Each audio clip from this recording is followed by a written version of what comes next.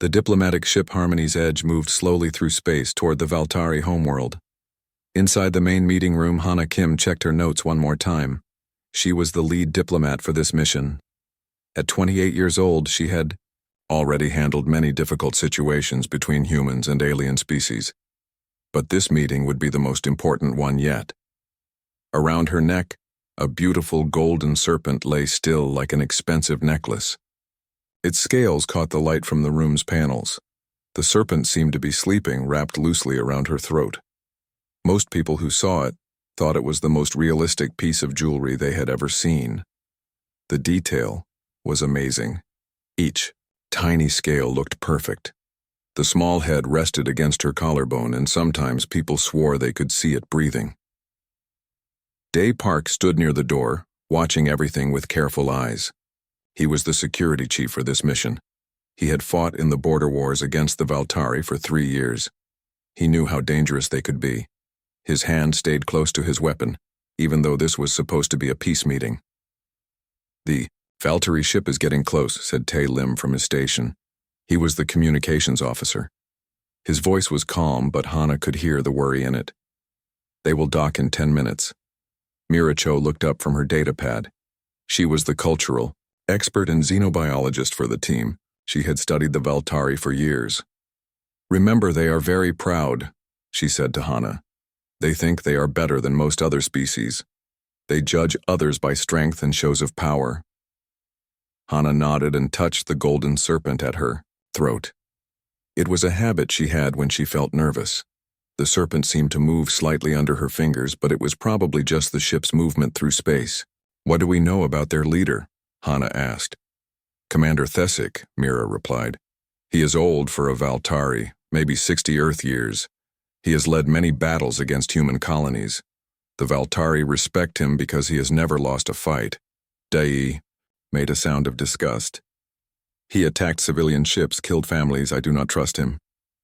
"We have to try," Hana said firmly. "Too many people have died already. If we can make peace, we have to do it." The ship shook slightly as the Valtari vessel attached to their docking port. Through the small window, Hana could see part of the alien ship. It looked like it was made for war, with sharp edges and dark metal. Even their diplomatic ship carried weapons. "They are coming aboard," Tae reported. 5 of them. Hana stood up and smoothed her dark blue diplomatic uniform. The golden serpent around her neck shifted as she moved. She had worn it to every important meeting for the past 2 years. Somehow it made her feel more confident. The door opened with a soft sound. Commander Thesic entered first.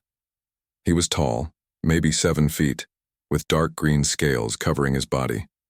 His eyes were yellow with black slits like a snake.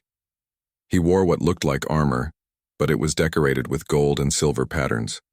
Behind him came 4 other Valtari, all wearing similar armor. Thesic stopped when he saw Hana. His yellow eyes looked at her from head to foot.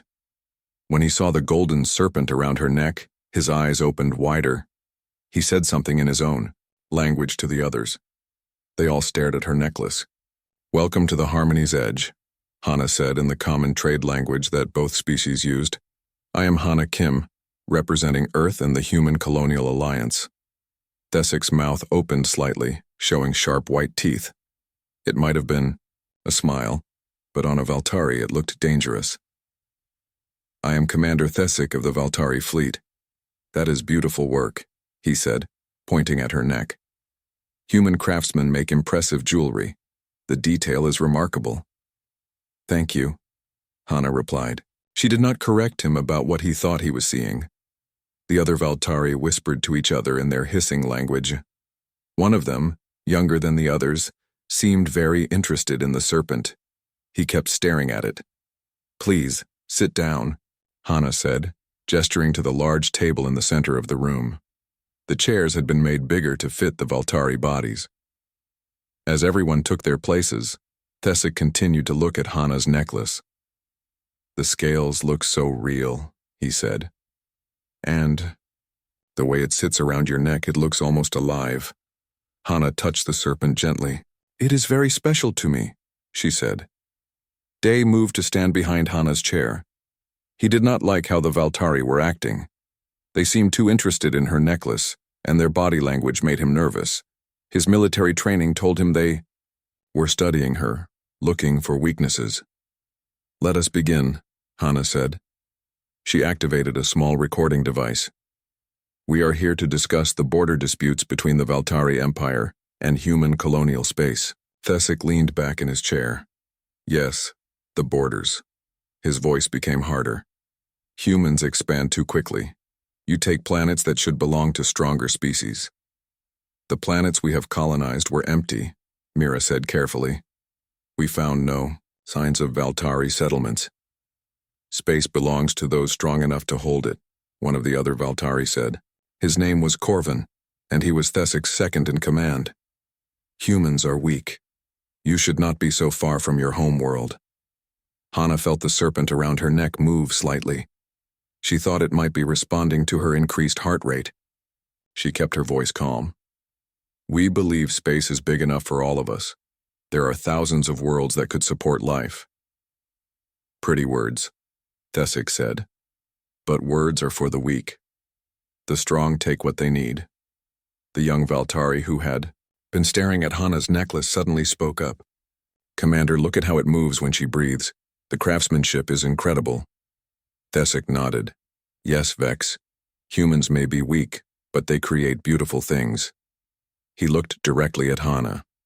"Perhaps we can discuss a trade. We will leave some of your colonies alone, and you give us examples of your finest jewelry." Hana realized they really thought the serpent was just decoration. She decided not to tell them otherwise yet. "We can discuss many things," she said, "but first we need to establish basic principles of peace."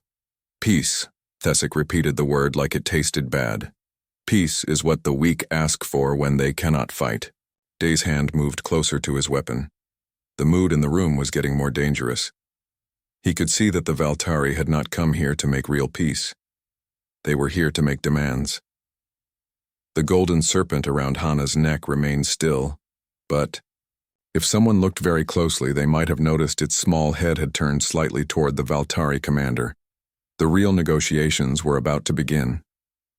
3 years earlier, the research ship Discovery had landed on the jungle planet Kepler 442b. The planet was covered in thick green forests and had air that humans could breathe. Dr. Hana Kim was part of the science team studying the local wildlife. The jungle was full of sounds. Birds called from high in the trees. Insects buzzed everywhere. Strange flowers grew as big as dinner plates. But the most interesting discovery came on their 3rd day on the planet. Hana was taking samples near a small stream when she heard Mira Cho calling for help. Mira was the team's xenobiologist, and she sounded excited. "Hana, come quickly," Mira shouted from deeper in the forest. "You need to see this." Hana put down her equipment and followed Mira's voice. She found her friend, kneeling next to what looked like a golden rock. But as Hana got closer, she saw it was not a rock at all. "It is a serpent," Mira said quietly. "But look at the size. It is no bigger than my finger." The tiny snake was beautiful. Its scales were bright gold and seemed to shine even in the dim forest light. But something was wrong with it. It was not moving much, and its breathing looked difficult. "Is it dying?" Hana asked. "I think so," Mira replied. "It has injuries on its side. Maybe something attacked it." Hana looked around. There were signs of a fight. Broken branches, torn leaves, blood on the ground. Whatever had hurt the little serpent was probably much bigger. "We should help it," Hana said. Mira shook her head. "The rules say we cannot interfere with local wildlife. We are here to study, not to change things." But Hana was already reaching for the injured animal. The moment her fingers touched its golden scales, something strange happened. The serpent lifted its tiny head and looked directly at her. Its eyes were bright blue, not the yellow or black she expected. The little snake made a soft sound, almost like a baby bird. It was clearly asking for help. "I cannot just leave it to die," Hana said. She carefully picked up the serpent. It was warm and very light. "It is just a baby." Back at their camp, Hana worked to save the small creature. She cleaned its wounds and gave it water with a tiny dropper. The serpent seemed to understand she was trying to help. It did not try to bite or escape. Dr. James Wright, the team leader, was not happy when he found out. "You broke protocol, Kim," he said. "We do not know anything about this species. It could be dangerous." "It is dying," Hannah replied. "And it is smaller than a pencil. How dangerous could it be?" Over the next few days, the serpent got stronger. Hannah fed it tiny insects and drops of water. She made a small box for it to sleep in. The creature seemed to like being near her. When she worked, it would watch her with its bright blue eyes. On the 5th day, something amazing happened. Hannah was writing in her research notes when the serpent made a soft sound. She looked down and saw it had crawled out of its box. It was moving toward her, making the same baby bird noise. "What do you want, little one?" she asked. The serpent crawled up her arm and settled around her neck like a living necklace. Its warm body felt comfortable against her skin. It made a happy purring sound and closed its eyes. "I think it likes you," Mira said, watching from across the tent.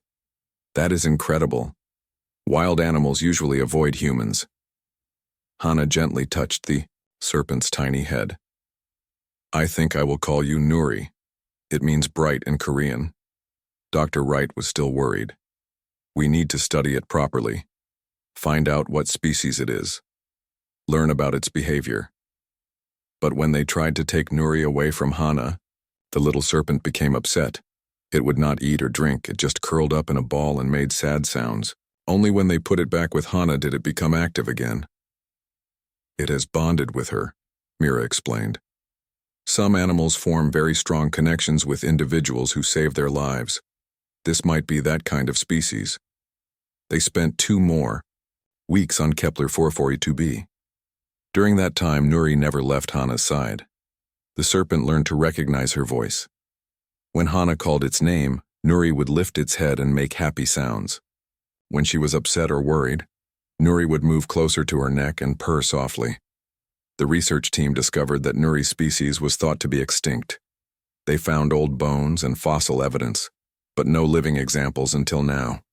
The serpents had once been common on the planet, but something had happened to them long ago. "Maybe Nuri is one of the last of its kind," Mira suggested. If that is true, then saving it was very important. When it was time to leave the planet, Dr. Wright faced a difficult choice. The rules said they should leave all native species behind. But Nuri would not survive without Hannah, and separating them seemed cruel. "The xenobiology department will want to study it," he finally decided. "We will classify it as a research specimen. That way, Kim can continue to care for it." Back on Earth, Nuri became famous among the science community. The tiny serpent was incredibly intelligent. It learned to respond to simple commands. It could find hidden objects. It even seemed to understand human emotions. But the most surprising discovery came during a medical exam. Dr. Sarah Chen, a specialist in alien biology, was amazed by what she found. "This creature has venom glands," she told Hannah, "very advanced ones. The poison it produces is specifically designed to affect reptilian nervous systems." "Is it dangerous to humans?" Hannah asked, worried. "Not at all," Dr. Chen replied. "The venom only works on cold-blooded creatures with scales. To mammals like us, it is completely harmless, but to reptiles, it would be very effective." Hannah looked down at Nuri, who was coiled peacefully around her wrist. The tiny serpent looked so innocent. It was hard to believe it could be dangerous to anything. Why would such a small creature need such powerful venom, she wondered. "Defense," Dr. Chen explained. "On its home planet, there must have been much larger reptilian predators. This venom would let a small serpent protect itself against big enemies." Over the following 2 years, Nuri grew slightly larger but remained small enough to wear around Hannah's neck. The serpent became her constant companion. She took it to meetings, on trips, even to formal diplomatic events. Most people thought it was an incredibly realistic piece of jewelry. Now, sitting in the meeting room with the Valtari, Hannah remembered Dr. Chen's words about reptilian predators. She looked across the table at Commander Thesic and his warriors. Their scales gleamed under the room's lights. Their yellow eyes watched everything with predatory focus. Nuri had been very still during the entire meeting, but Hana could feel the serpent's body temperature rising slightly. It was becoming more alert. The negotiations were about to become much more dangerous than anyone expected. The meeting room had become very quiet. Commander Thesic looked at his warriors and then back at Hana. His yellow eyes were cold and dangerous.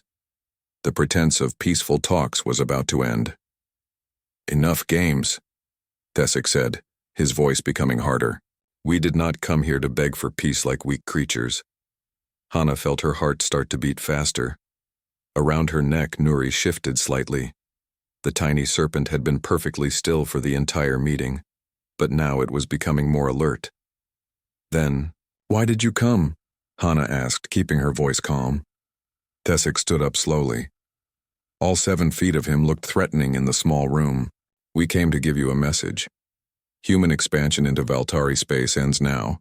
You will leave the border worlds within 30 days.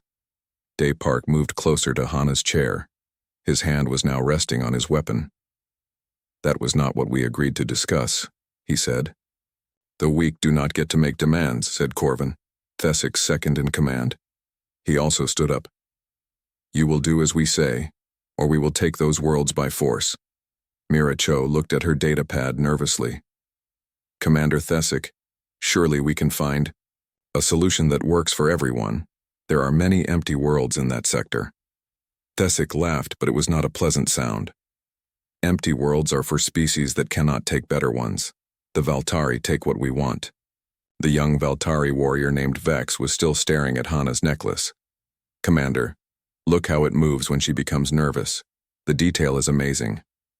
Hana touched Nuri gently. The serpent was definitely more active now. She could feel its body temperature rising. Something was making it alert. "You have one choice," Thesic continued. "Agree to our terms, or we start attacking your colonies tomorrow." "That would mean war," Tae Lim said from his communications station. "Thousands of people would die." "Then they will die," Corvin replied with a shrug. "That is what happens to the weak." Thesic began walking around the table toward Hana. His movements were slow and threatening. "But perhaps we can avoid some bloodshed. You will come with us as a guarantee that humans will obey our demands." Day stepped between Thesic and Hana. "That will not happen. 1 human against 5 Valtari." Thesic smiled, showing his sharp teeth. "You are brave but stupid." That was when everything changed. Thesic reached out to grab Hana's arm, intending to take her as a hostage. But as his scaled hand moved toward her, the golden serpent around her neck suddenly came alive. Nuri rose up from Hana's throat like a striking cobra, but much faster than any earth snake could move. The tiny serpent's bright blue eyes were now focused and deadly. Its small mouth opened, showing fangs no bigger than needles. Thesic had just enough time to look surprised before Nuri struck. The bite was so quick that most people in the room missed it. One moment Thesic was reaching for Hana. The next moment he was stumbling backward with a look of shock on his face. "What?" Thesic began to say, but then his words became slurred. His yellow eyes went wide with fear. "What did you do to me, Nuri?" Had already returned to its position around Hana's neck, coiled and ready to strike again if needed. The little serpent's body was tense and its blue eyes watched all the Valtari warriors. Thesic tried to take another step, but his legs would not obey him.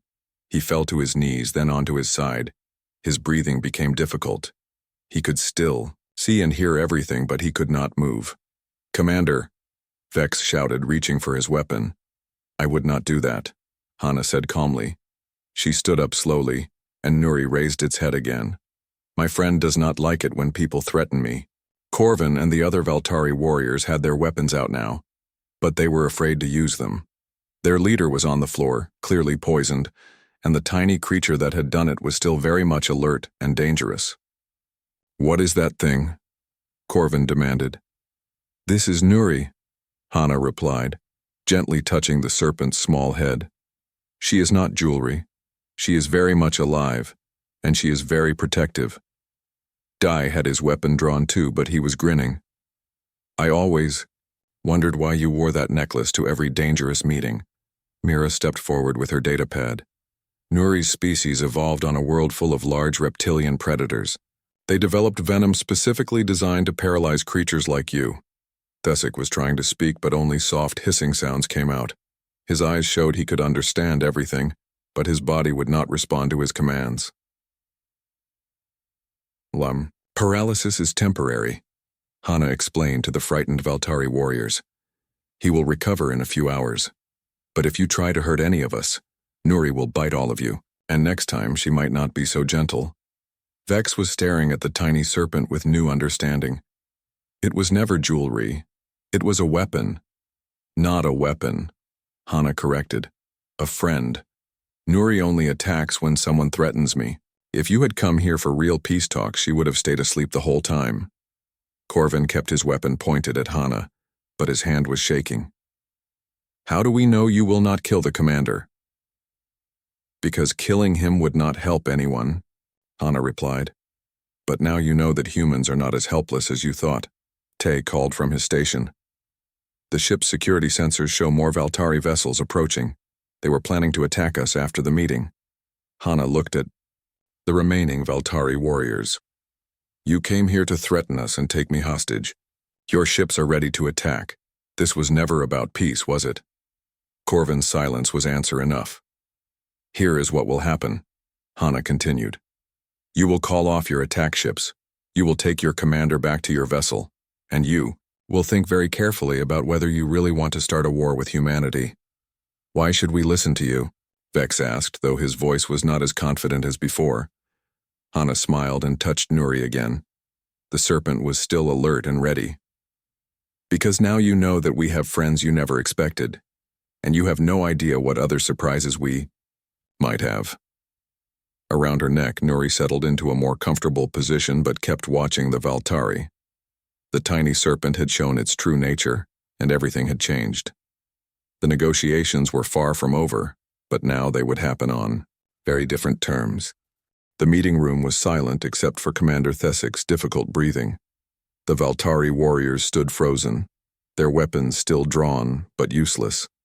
They had never seen anything move as fast as the tiny serpent around Hana's neck. Hana walked slowly around the table toward the paralyzed Valtari commander. Nuri remained alert on her shoulders, blue eyes watching every movement in the room. You came here thinking humans were weak, Hana said quietly. You thought we were easy prey because we are smaller than you, because we do not have scales or claws or sharp teeth. Corvin kept his weapon aimed at her, but his hands were shaking. Stay back. We will kill you if you come closer. No, you will not, Hana replied calmly, because you are starting to understand something important. Humans survive not because we are the strongest or the fastest. We survive because we make friends. She knelt down next to Thesic. The large reptilian warrior could only move his eyes, but they were full of fear and confusion. Hana gently touched his scaled forehead. Nuri's bite will not kill you, she said, softly. The paralysis will wear off in a few hours, but I wanted you to understand what it feels like to be helpless. They moved to cover the door while Mira activated her datapad. The xenobiologist's fingers moved quickly across its surface. Show them, Hana said to Mira. Mira turned the datapad so the Valtari could see its screen. Images appeared showing different worlds and different creatures. This is Proxima Centauri B, Mira began. Humans settled there 5 years ago. The local predators are called dire wolves. They are twice the size of earth wolves and much more dangerous. The image showed large, dark creatures with glowing red eyes. They looked terrifying. At first, the wolves attacked human settlements, Mira continued. Many people died. The colonial government wanted to kill all the wolves, but the humans living there had a different idea. The next image showed a human child playing with one of the massive wolves. The creature was gentle, its head resting in the child's lap. Instead of fighting them, the colonists learned to communicate with them. They discovered the wolves were very intelligent. Now the wolves protect human settlements from other dangers. Vex stared at the screen. That is impossible. Wild predators do not bond with other species. Earth predators do not, Mira replied. But humans have a gift. We can form partnerships with creatures from any world. She changed the image again. This time it showed the cloud cities of Venus where humans lived in floating platforms high above the planet's surface. The skybirds of Venus, Mira explained. They are 15 feet long with wings like metal. They were territorial and attacked anything that entered their airspace. Human pilots could not fly safely. The image changed to show a human pilot riding on the back of one of the great birds. The creature's metallic wings caught the sunlight as they soared through the cloudy sky. Now the skybirds work with human pilots. They explore areas too dangerous for ships. They carry messages between cities. They even help rescue people during storms. Corvin lowered his weapon slightly. This proves nothing. You trained animals to serve you. Not trained, Hana corrected. Partnered. There is a difference. Mira showed more images. The ocean world of Tau Ceti, where massive sea creatures helped human underwater cities stay safe from predators. The desert planet Kepler 186f, where giant sand lizards guided human caravans across the endless dunes. Every human colony has the same pattern, Hana explained. We do not conquer the local wildlife. We learn to live with them. We find ways to help each other. She stood up and walked back toward her chair. Nuri shifted position on her neck, still, watching the Valtari carefully. But that is not the most important thing you need to understand, Hana continued. The most important thing is that we bring these partnerships with us when we travel. Day smiled grimly from his position by the door. Every human ship carries companion species from different worlds. Every human colony is protected by creatures you have never seen. Tay looked up from his communication station. I am getting reports from our other diplomatic ships. Similar meetings are happening all across the border. Valtari commanders are learning the same lesson you are learning right now. Commander Thesik's eyes moved toward Tay. The paralyzed warrior was beginning to understand that this had not been a single meeting. This had been planned. The Valtari Empire has been watching human colonies for months, Hana said. You studied our defenses. You counted our ships and weapons. You thought you knew everything about us. She sat down in her chair, and Nuri coiled more comfortably around her neck. The serpent seemed less tense now, but still alert. But you never noticed our real strength, Hana continued. You saw humans and human technology. You did not see our partners. Mira brought up a new display on her datapad. It showed a map of human space with hundreds of colony worlds marked in blue. Each of these worlds has native species that have chosen to ally with humanity, she explained. Some are small, like Nuri. Others are as large as your battleships. The map zoomed in on specific systems. Icons appeared showing different types of creatures. Flying scouts, underground tunnel fighters, space-adapted organisms that could survive in vacuum. The border worlds you want to attack, Hana said, pointing to several systems. Let me tell you what protects them. She touched one world. Kepler 442b, where we found Nuri. The colonists there are protected by her older siblings, serpents the size of your arm, with venom strong enough to paralyze a Valtari battleship crew. Another world. Ross 128b. The humans there live alongside crystal spiders. They look like living glass and can cut through metal with their legs. They build their webs between ships, making space battles very difficult. A third world. Wolf 359b.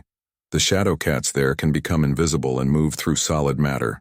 They hunt in packs and are completely loyal to their human partners. Corvin was staring at the display with growing horror. You are lying. Such creatures cannot exist. 3 years ago, you would have said a serpent like Nuri could not exist either, Hana replied. But she is here, and your commander is paralyzed. On my floor? Thesik made a soft sound, trying to speak. His body was beginning to respond slightly to his commands, but he was still mostly paralyzed. The truth is simple, Hana said, looking directly at each of the Valtari warriors. Humanity is not one species traveling alone through space. We are the center of an alliance that grows stronger with every world we visit. She touched Nuri gently, and the serpent made a soft purring sound. You came here to threaten us into giving up our colonies, Hana continued. But now you know that attacking those colonies would mean fighting creatures you cannot imagine, using abilities you do not understand. The room was quiet again. The Valtari warriors looked at each other, no longer sure of their superiority. Outside the ship, space held many secrets that the Valtari Empire was only beginning to discover. Commander Thesik's breathing was getting stronger. The paralysis from Nuri's bite was slowly wearing off. He could move his fingers now, and his voice was returning. The fear in his yellow eyes was being replaced by something else. Curiosity. Help me sit up, he said quietly to Corvin. His second-in-command looked uncertain. Commander, we should return to our ship. Call for backup. No, Thesik said firmly. His voice was still weak, but his tone was clear. Help me up. I want to talk to the human. Corvin and Vex carefully lifted their leader into a sitting position against the wall. Thesik looked at Hana with new respect. The tiny serpent around her neck watched him but seemed less tense than before. You could have killed me, Thesik said. Yes, Hana replied simply. But killing you would not solve our problem. What problem? Hana leaned forward in her chair. Your people are dying, are they not? That is why you really want our worlds. The room became very quiet. The Valtari warriors looked at each other nervously. This was not something they talked about with outsiders. How did you know? Thesik asked. Your attack patterns, Day answered from his position by the door. You only target worlds with specific climates, worlds that match your home planet's environment. That is not conquest. That is desperation. Mira activated her datapad again. We studied your empire's expansion over the past 50 years. You are not taking the richest worlds or the most strategic ones. You are taking worlds where your species can survive. Thesik was quiet for a long moment. When he spoke, his voice was tired. Our sun is dying. Slowly, but dying. The temperature on our homeworld drops a little each year. In maybe 100 years it will be too cold for us to live there. How many Valtari are there? Hana asked gently. 8 billion on the homeworld, maybe 2 billion more on our colonies. That is a lot of people to relocate, Tai observed. Vex spoke up, his voice angry. That is why we must take what we need. No other species will help us. The strong survive by taking from the weak. What if there was another way? Hana asked. Thesik looked at her suspiciously. What do you mean? Hana stood up and walked over to the large display screen on the wall. She activated it and brought up a star map showing both human and Valtari space. There are 47 uninhabited worlds in this sector, she said, pointing to various systems. Worlds with the right temperature and atmosphere for your species. We could help you settle them. Why would you do that? Corvin demanded. What do you gain? Partnership, Hana replied. The same thing we have with every other species we have met. She changed the display to show images from Kepler 442b. Valtari warriors would recognize the jungle environment as similar to parts of their own homeworld. Nuri's species evolved to hunt large reptilian predators, Hana explained. But they are also naturally compatible with reptilian partners. A Valtari warrior bonded with one of these serpents would be nearly unstoppable in combat. Thesik's eyes widened. You would share them with us? If you were willing to share your knowledge. With us, Hana replied. Valtari are natural warriors. You understand space combat better than any species we have met. Together we could protect both of our peoples from real threats. Mira brought up new images on her datapad. There are dangers in deep space that neither of our species could face alone. Hostile aliens from beyond the rim, pirates and raiders, natural disasters on a galactic scale, an alliance, Thesik said slowly, testing the word. Not conquest, Hana corrected. Partnership. You help us. We help you. Both species become stronger. Day moved away from the door and sat down at the table. Your people are excellent fighters, but you think like predators. Humans think like humans. We find solutions you might not consider. And what solutions are those? Vex asked. Hana smiled and touched Nuri gently. The serpent had relaxed completely now, coiled peacefully around her neck. Terraforming technology, she said. We could help you modify some of those uninhabited worlds to be perfect for Valtari. Climate control systems, atmospheric processors. We could even help you build artificial suns if needed. Thesic tried to stand up. His legs were still weak, but he managed it with help from his warriors. You would do this for us? Even after we threatened you? You threatened us because you were afraid, Hana replied. Fear makes people do desperate things, but fear also makes it hard to see other possibilities. She walked back over to Thesic. The large Valtari commander towered over her, but he no longer seemed threatening. There is something else, she said. Something that might interest you, personally. What? Hana reached up and gently lifted Nuri from around her neck. The tiny serpent coiled around her hand, completely relaxed. Its golden scales caught the light beautifully. Nuri chose to bond with me, Hana explained. I saved her life and she decided to protect mine. But her species is social. They live in groups on their home planet. She held out her hand toward Thesic. Nuri raised her small head and looked at the Valtari commander with bright blue eyes. Would you like to meet her properly? Hana asked. Thesic hesitated. Is it safe? She will not hurt you unless you try to hurt me, Hana replied. And I think she is curious about you. Slowly, carefully, Thesic extended one scaled finger toward the tiny serpent. Nuri sniffed at him, then gently touched his finger with her small head. The effect was immediate. Thesic's expression changed completely. His eyes softened, and he made a sound of wonder. She is so warm, he whispered. And intelligent. I can see it in her eyes. Nuri, Hana said softly. This is Thesic. He is not an enemy. The serpent looked back and forth between Hana and Thesic, as if considering something. Then she did something that surprised everyone. She stretched herself out, bridging the gap between Hana's hand and Thesic's arm. What is she doing? Thesic asked, amazed. I think she is showing us that partnership is possible, Hana replied. Over the next hour, they talked about details. Thesic called off the Valtari attack fleet. Hana arranged for emergency supplies to be sent to Valtari colonies that were already struggling with climate problems. They planned joint expeditions to uninhabited worlds. They discussed technology sharing and cultural exchange programs. They even talked about mixed crews on exploration ships. There is one thing I must ask, Thesic said as the meeting was ending. What? Would it be possible for some of my people to visit Kepler 442b? To meet Nuri's family? Hana smiled. I think that could be arranged. But you should know that Nuri's species chooses their own partners. You cannot force the bond. I understand, Thesic replied. But perhaps some of them will choose us as Nuri chose you. As the Valtari delegation prepared to leave, Thesic turned back one more time.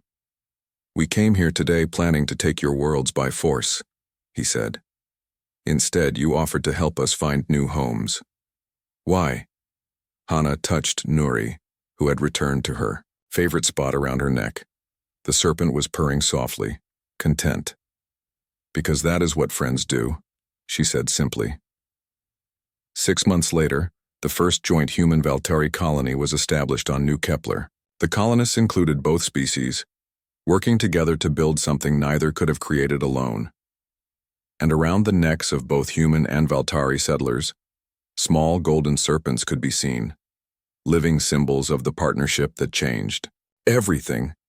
The galaxy was a dangerous place, but it was less dangerous when friends faced it together,